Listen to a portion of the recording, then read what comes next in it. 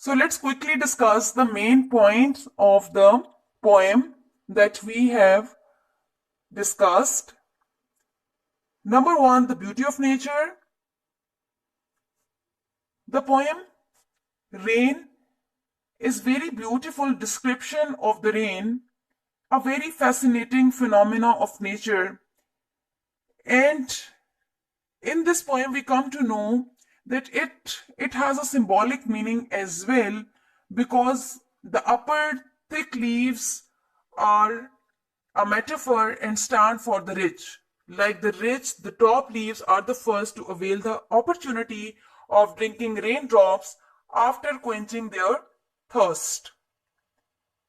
This is what the rich do with the poor. After cashing in on a golden chance, first they trickle down whatever remains to the poor from the lower stratum of the society or the structure. So, this very beautiful poem is not only a musical display of rain, the second point that I am discussing right now, musical display of rain. So this poem, The Rain, is not only a musical display of rain, the poem also portrays a lovely and at the same time a very mesmerizing scene of nature. And the poet hears the top thick leaves, they are drinking rainwater. And after quenching their thirst, they drip the raindrops on the lower thin leaves which are beneath the upper leaves. And the leaves drinking the rainwater produce a sweet noise. After the rain stop, the sun comes out and brightens every dark, round drop of water on the leaves of the trees and even the grass. So, this poem is not only a musical display of rain, but it also portrays at the same time a very lovely scene of nature and a very pleasant sunshine which prevails after the stoppage of the rain. The next point is a universal law of nature. So it means that this poem depicts a universal law of nature, that nothing is permanent, nothing is everlasting or permanent in this world, and pleasure and sorrow keep alternating with each other.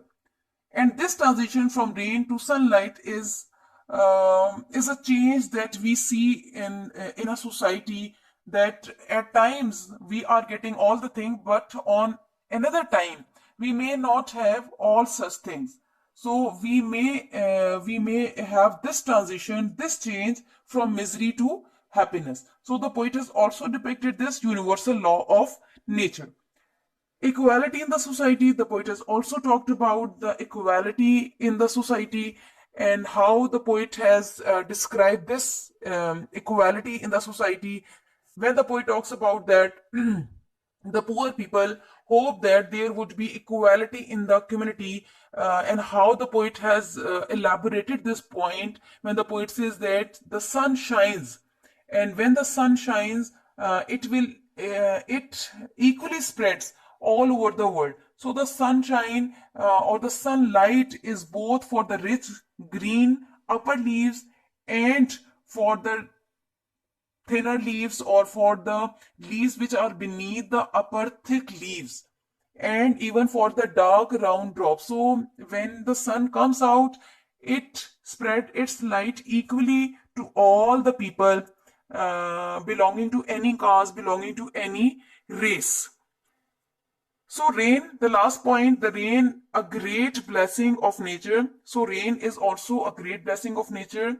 And the poet has talked about as William Davies. Most of his themes are based on nature. So nature is one of the greatest blessing of the creator for mankind, for humanity. And rain is one of its fascinating phenomena, but the poor are basically unable to enjoy it as they are under the burden of financial problems, and they face so many financial problems that they do not get all the provisions of life, and they are the deprived section of the society. However, when the gloomy situation changes, the sun comes out as a symbol of joy and hope, both for the rich and the poor. So it is a very beautiful poem. In this poem, the poet has discussed various points so that we could understand how the rich people are enjoying this rain time, whereas if we talk about the lower section of the society, at this moment they do not enjoy it fully because they do not have any shelter to go somewhere. Okay, students, I hope that you have understood all these major points that we have discussed in the poem: the beauty of nature, musical display of rain, a universal law of nature, equality in the society, a rain which is a great blessing of nature. So what we learned in this poem, that in the very first stanza we find that the poem is not about nature or the leaves, but about greed of the rich, and it is also about the hardships of the poor and their inability to take anything because rich never allow them. So the very first stanza seems to be very pessimistic as it describes the dark side of the society. But the poet says that one day when the rain will stop and the sun will come out, a wondrous, delightful, bright light will fill each dark round drop, that is from every corner. And he hopes that the sun will shine bright and it will be a lovely sight.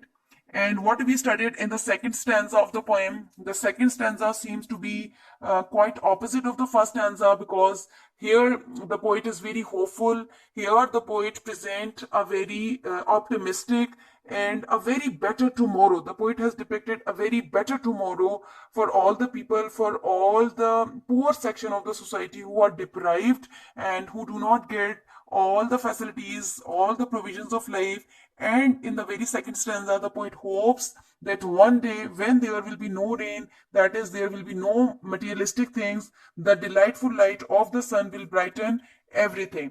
And here the poet talks about the equality in the society. When the sun shines, it will spread its light equally to all the people without any discrimination, and all the people will be equally treated by God or Allah Almighty. And the poet at the end hopes to see such a beautiful day when there will be only divine light of God or Allah Almighty, which will pour on all the people without any discrimination. And it will be a very lovely sight. It will be a very beautiful sight. Hence, this poem ends in the hope. Earlier on, the poet was very hopeless, but in the end, the poem ends in a hope. I hope you have understood the poem.